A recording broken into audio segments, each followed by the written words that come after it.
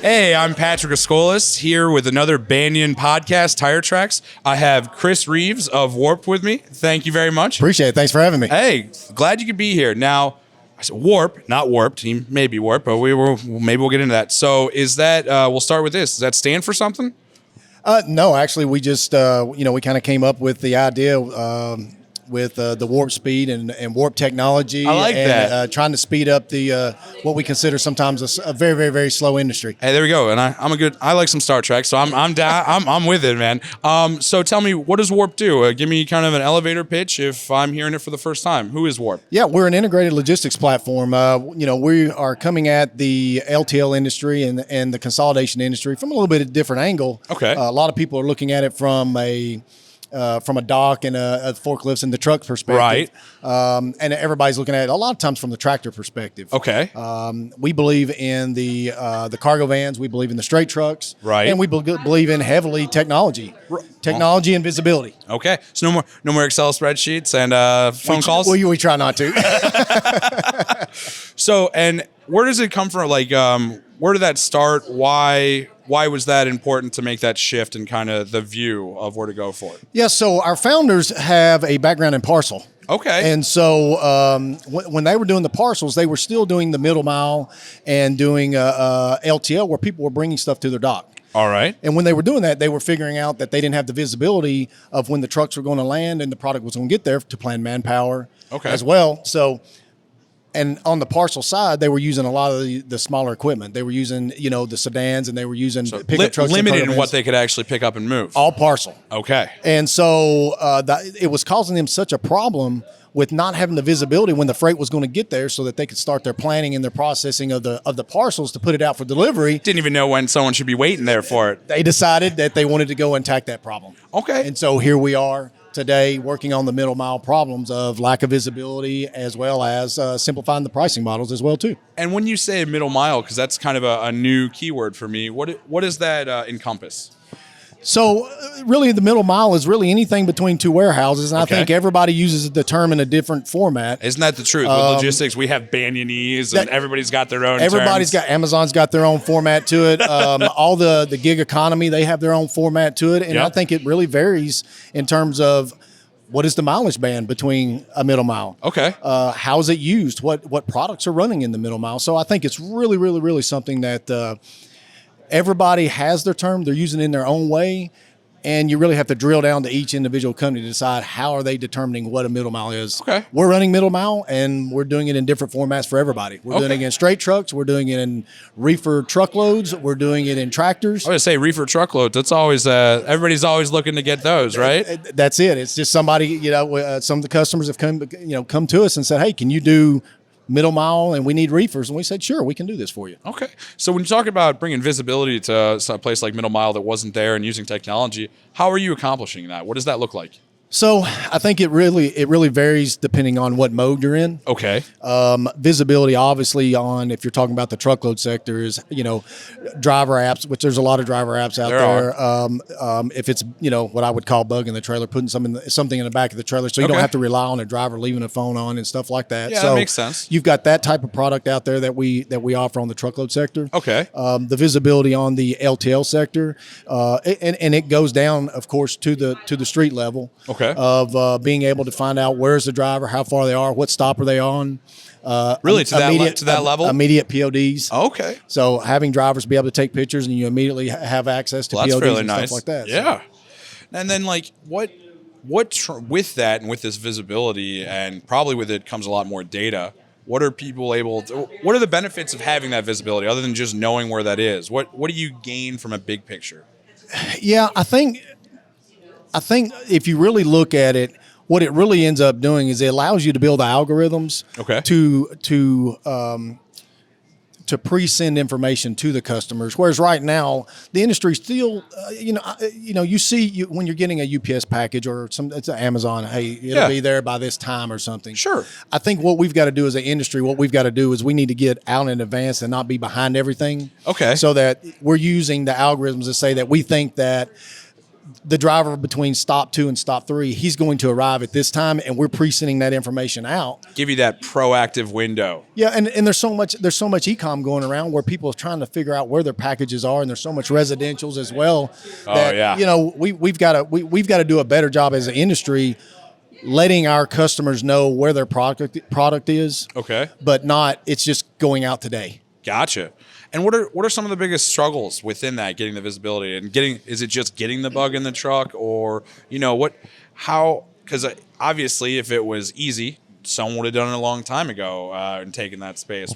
What's the biggest obstacle to get that kind of visibility within that middle mile area? Yeah, I think we have so many personalities in the industry and so many. I mean, look, the basis of it is unless you own the equipment and it's your asset, then the majority of the industry is not that. It's individual 100%. owner operators, whether you're on the truckload sector or whether you're on the the LTL sector, the final mile, the middle mile, the first mile, whatever it is.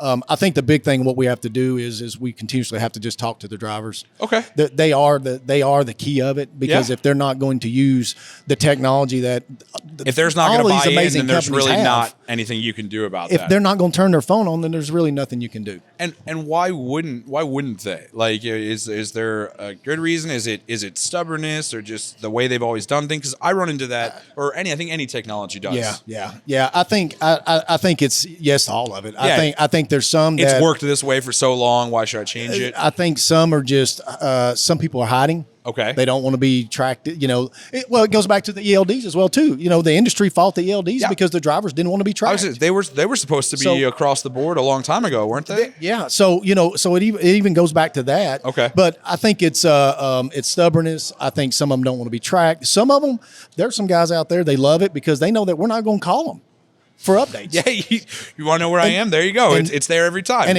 it speeds up payments to them. Because when you integrate the process of the POD and you integrate the get that instant POD like you're talking about, they don't have to worry about invoicing. You can auto pay on stuff. So I think there's a lot of stubbornness still in the industry. Okay. But there's also still some really great drivers out there that are doing things and help us out with the technology and giving us the feedback to make the technology better. And I was going to say, with not only the feedback from them, but I mean, what's the feedback from the end result, the recipients of these shipments? Or do they love it or what? Well, I think once you're able. If you're not the actual receiver, then you love it because you have immediate access to the documents. Okay. And not only that, if when you're taking pictures of the actual freight when you deliver it, it's also showing how it got there. How did it get there? Just for instance, we had a situation where somebody received their freight and it wasn't in the right order. The driver took a picture at the pickup, and so we just sent it to him, say, "This is what it looked like when we picked it up." Right. I mean, obviously. It was protection for us and protection for the driver, but and there's also work to be done there. But they know they can narrow down that investigation or who to ask the questions. Do they want to buy product from there again? Right. Okay. So all right. Maybe they were sold. They thought they were buying new product, and it was refurbished or it was used product, and they weren't aware of it until they saw the pictures. And that makes sense. That kind of goes into what you're saying with the algorithm, putting more data into your decision making and for the future and for the process in place. And then, so we're going to announce, and there's a partnership between Warp and Banyan here. And, what is that? Absolutely. Yeah, exactly. And as someone who hasn't heard I know I've got the Banyan logo on, and I don't know about it, but they haven't done the presentation yet. But what is that going to look like? What is, give me a sneak peek or kind of a few bullet points on what that partnership means. I mean, we very much believe in technology. Oh, yeah. And so to be able to partner up with Banyan and to get that connection so that we can, be partners within this information pipeline that we have within this industry. Yep. A lot of people, we were talking before we came on about people who don't have technology, and it amazes us. It does. But the people that have it, they really use it. When they get it, they really use it, and they expect all parties, all ends, to have it as well too. So we see your product as a way for us to help out because we're trying to attack this from a technology side. Okay. And the people that are on using your product are very technology savvy, and so at that point in time, our partnership with you is very important to us. And you're hitting some key spots because as an account manager, I have a few clients that are literally there. They're at a certain point, they're like, we have some of these are using automation and technology as far as the carrier base, and they're going at a certain point. If the others don't fall in line, I'll find other carriers that do, because you get it's not like you get hooked, but you start relying on this data and what you can do on it to where those blanks and blind spots are really hurt so much more than they did before, because you've got all this data everywhere and it's that much more staggeringly blind in those spots where it isn't. I think your customers are also, they are making buying decisions, and their customers that are using, through however they're coming through the pipeline. I think they're making buying decisions on the speed of data now. Oh yeah, it's not just about did the truck pick up, did the truck deliver on time, but it's also all the other information. It's the invoicing, it's the PODs, is the invoicing nice and clear and clean coming from the carrier side, so that they can audit it in a quick and easy way and show the customers where the mistakes were made in the shipping, and produce reports off of it. So, and that makes sense, because you almost take for granted that's how we choose as consumers to do anything. Then why would that be any different from your shipping needs too? That's right. Right. So we kind of talked a little bit about where Warp is, where this partnership is, and why it came in. What do you see for the future for Warp? Just more of the same, or for even the industry and where you play into it? Is there a bigger end goal or mission as you get growing? Or I think they're obviously with the Yellow bankruptcy that happened. That was a big disrupting moment. Oh, it just it was, but I was at CF when CF went bankrupt years and years ago, and everybody thought that was going to be ground shaking, and it was a blip. And I think what we've really seen is this has really been a blip in the radar. Now, I guess in the moment it doesn't feel like it, but even looking back at it a little now, from the moving freight aspect, unless you've got really, really, really odd and big freight, I think is a blip in the radar. I got you. I'm sure everybody and all your listeners will agree with me that with the way rates are going, that it's not a blip in the radar. It's having a rate effect. Right now it has an effect. It's that's for sure. But with the Yellow going, we had Wilson go out of business, we had Central Freight Lines go out of business. Again, we think that there's need out there for a different look. Yep. A little more flexibility in the market, being able to jump in and out of a network wherever you want to do it. 100%. There's some carriers that are really easy to work with. There's some carriers that they're not that easy to work with sometimes. So, maybe having in tune quick customer service as well too on some of the stuff. But I think the big thing is really what we're bringing to the market is every other carrier is brought to the market, and they're legacy carriers. Right. I mean, look, there's not new carriers coming to the LTL market. These are legacy carriers. 100%.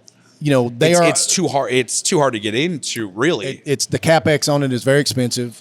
They have the density is a real thing out there. Oh, for sure.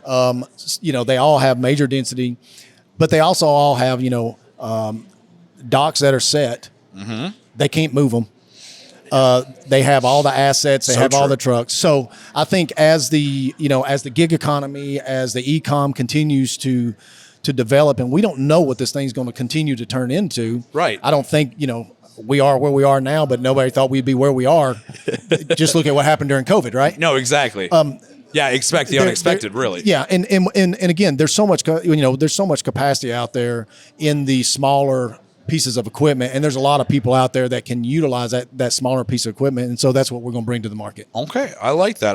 I'm really excited about the Warp partnership with Banyan and a lot of what you had to say, because we are too. Banyan's big on the visibility and the tracking and the data that comes along with it, and using it however you need to use it, because it's your data. And I've learned a lot, and I thank you, Chris, very much, because as I've said before, I appreciate it. Yeah, I use this as a platform to learn, not just for myself, but then for my clients. But I wanted to give you, this is everybody I talk to, anyone listening or watching even. What's a message you have, either about Warped, about the industry, or something personally? Use my little platform here to talk and get on soapbox. Yeah, I appreciate it. I think that there are a lot of providers that just do the general LTL out there. And yes, we can do the general LTL, but we deliver ice cream at minus 10 degrees and walk ice cream into a cooler. There you go. We deliver bread. Okay. In cargo vans. Really? And it doesn't come out as the flat pitas? No. Can you believe it? No. We pick up at 2 a.m. and we make 10 stops to stores. Really? We let ourselves in the doors, and they give us the key to the door, to the lock. We let ourselves in, and we lock the door back, and we deliver bread to That's awesome. Coffee stores or whatever it is. So very cool. I think the big message about us is when it's something that's a little different besides just your normal general pickup and delivery, and you're needing something a little bit extra, then I think we are very, very, very good people to reach out to, because again, who would deliver bread?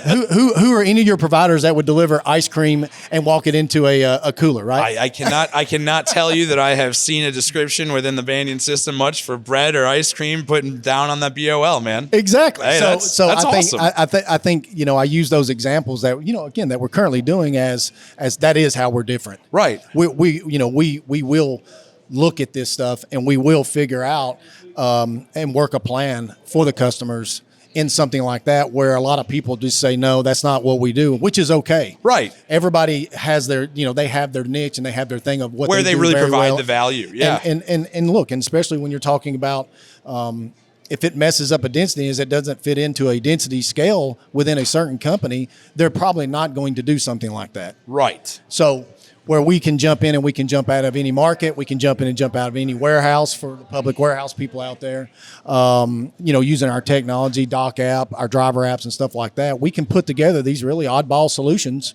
that really what you would call a head scratcher. Yeah, no, that's what it sounds like. Chris, thank you so much for all the information and for talking to me today. I know I learned a good amount about Warp, and look forward to learning more and the partnership in general. Thank you very much. So if you're moving ice cream, talk to Warp. This has been another Banyan episode of Tire Tracks with Patrick Escolas, and happy to have you, and we'll see you next time. Thanks again, Chris. All right, thank you.